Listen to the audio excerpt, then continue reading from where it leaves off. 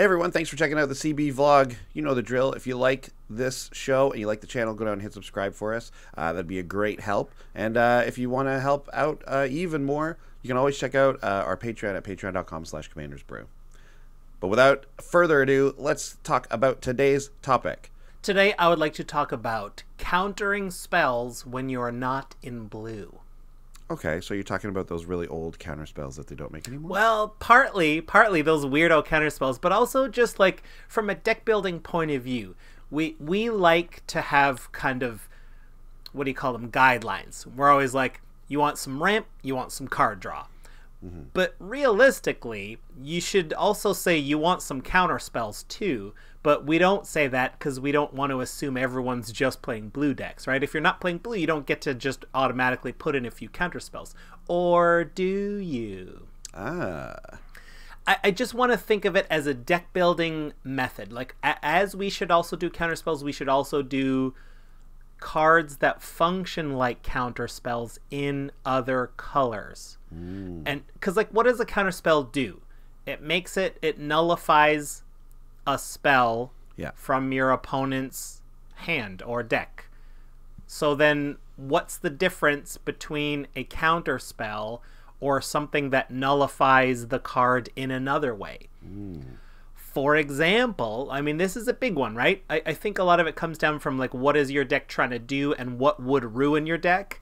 So I know when I got big creature tokeny decks, I usually have white, and I always want to put in something like Eerie Interlude, because that sort of says counter target wrath, as long as it says, right? If it says destroy or exile all creatures, mine will not do that. I will sort of counter that, sort of. Interesting. Yes. Now, a quick question. Was this topic today inspired at all by the Drive to Work podcast? No.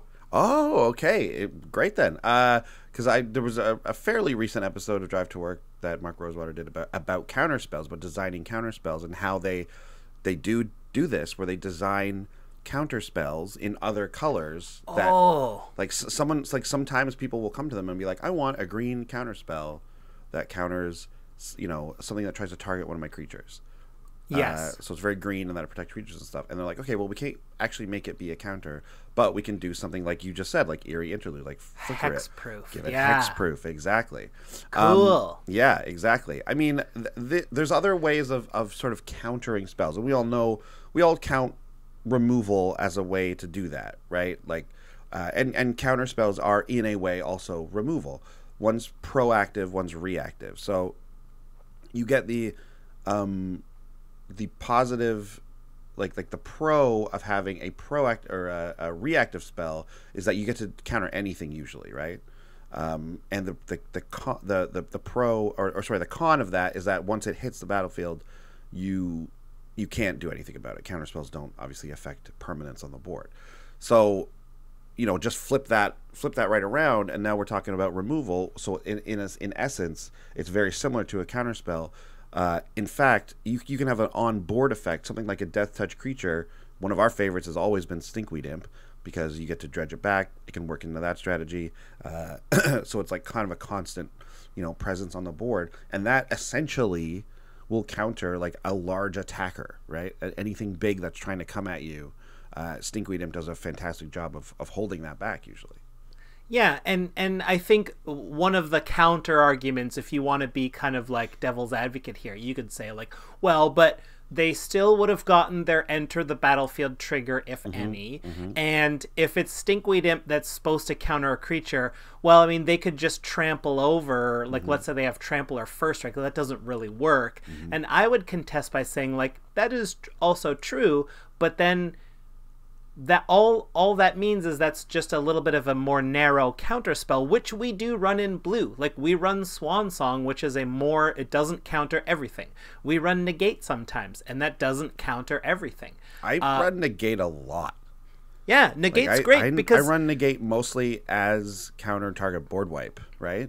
Right, and again, so then negate becomes, if you're running negate as a counter target board wipe, that's very much like Eerie Interlude. It costs one, Eerie Interlude costs one more, but that's fair because white is not the best at counter spells, so costing one more for your counter spells seems fair to me. Eerie Interlude, or if you are running that token deck, Rootborn Defenses is one we've talked about on the show quite a bit as well. Rootborn Defenses, yeah, as long as it doesn't exile all creatures, you got that tight, like that works good too.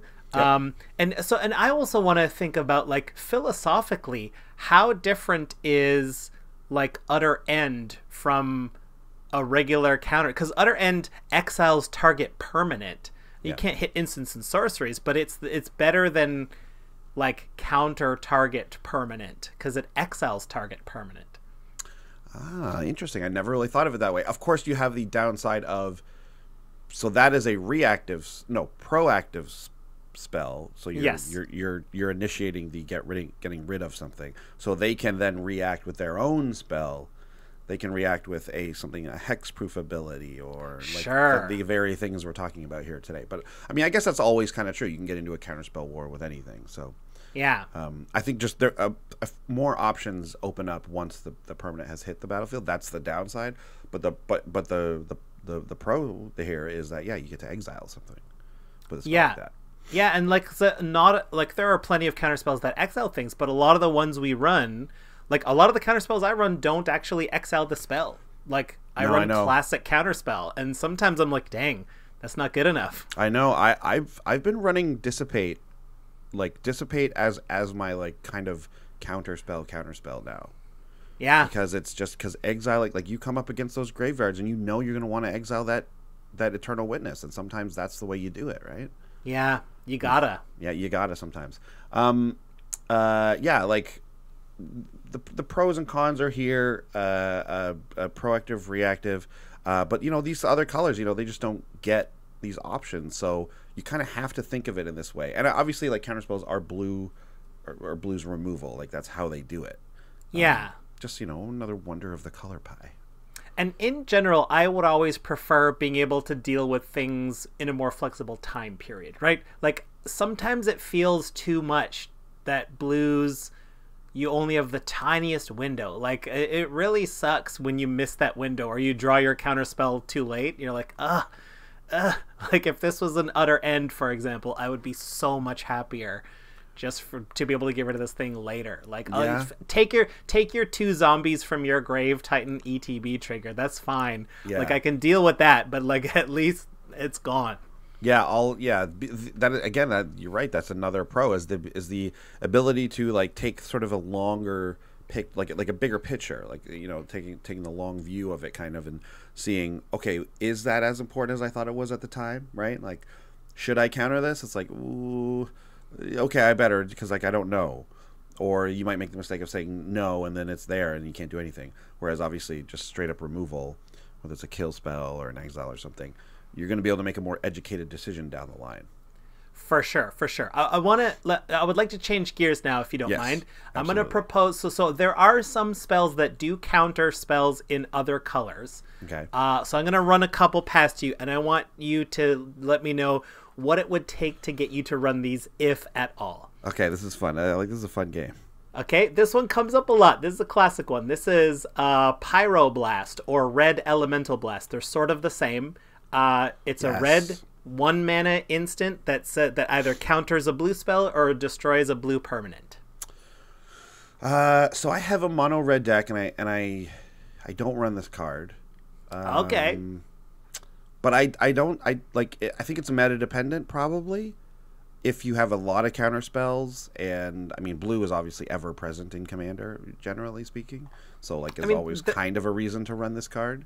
And it is always notable. There are moments where you're like, hey, no one's playing blue at the table. Like that does happen. It does happen. And then in which case you've got 98 cards in your deck, right? And then you've got just one dud.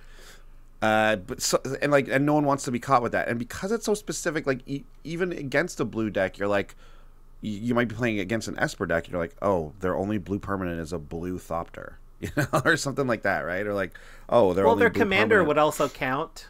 Of course. But like, there are times when like, oh, your commander's not even out. Like, this card is nothing right now. I've got to wait on this card. that's the downside. The upside is that you're getting a great rate, right? That's Pyroblast's upside. So I think you could, like I said, I think it's meta dependent. I think you could make an argument. I think it's probably like, and if there's a ton of counterspells in your meta, I think this is a fantastic card. Play this in your red green decks, you know, like counter target counterspell. Like, I think so, and it also hits every blue. Like, if your commander's is blue, then it kills all the commanders. Like, it gets rid of, like, I don't know, if there's a Mind's Dilation out there, get rid of that. Like, there's a lot of blue permanents I care about. Definitely. My thing is like, my favorite red counterspell is like Reverberate. Ah, yes. Counter target counterspell, because you copy it, right? If we're talking about counterspells that are narrow, then that is another way. Yeah, you could look at that as a counterspell just for counterspells. Because you can use it for yourself also if you're not, you know, if you're not facing down a counterspell. That's why. Whereas Pyroblast, it's like you need your opponent to absolutely do the thing you are looking to stop. Okay, here's another red spell I want to run by you. Okay. It's called Artifact Blast. Counter any artifact counter target artifact spell. 1 red instant. So okay. So there's a lot of powerful artifacts in Commander. A lot of them are, again, like a lot of them are like early game mana rocks is what you're going to mostly see. And unless you're facing a specific artifact deck, you know, the other ones are going to be like, I don't know, like maybe like a Mimic Vat or something like that, which I think you rather just run Artifact Destruction. Yes, I think in red, that's too easy for you. It's too easy for us to deal with artifacts. Like, if this was like a black spell, I would be very interested in it.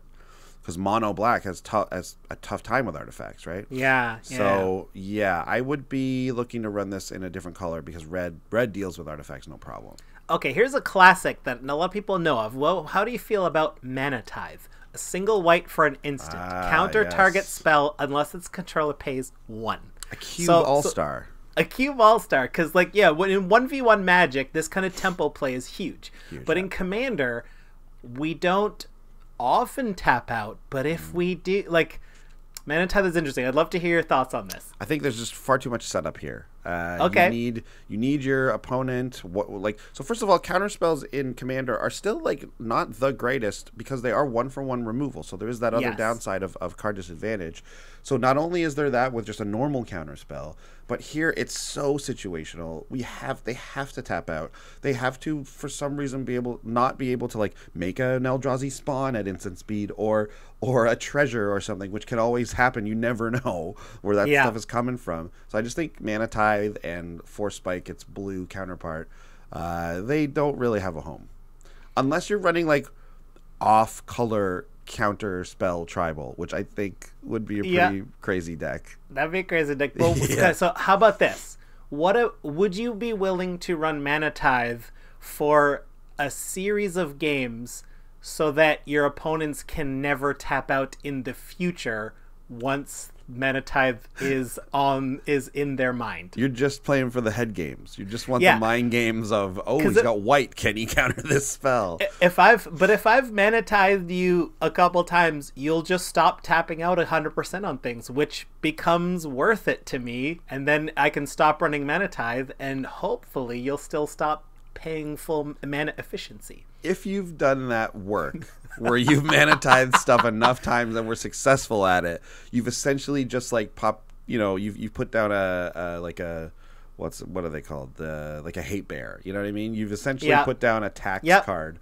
And is that that's worth in it? your opponent's minds? Is that worth it? They're just gonna make you do it at some point. Yeah, maybe. Or they're just gonna Or they're just gonna pay 1 extra. You know, they're just gonna leave that 1 extra open every time. Yeah, is that worth a card in your deck? I don't know. I mean, because at that point, it's not in my deck anymore. You're taking it out just to get in their head. Yeah. Okay, I got 2 more here. I got 2 more. This one's interesting. This is technically, I mean, I guess it counts as a counterspell, but it's different. It's called Bind. 1 and a green, instant. Counter target activated ability. Draw a card. But it can't be a mana ability. Right. Interesting. I didn't know this card existed. Me neither. I just found it.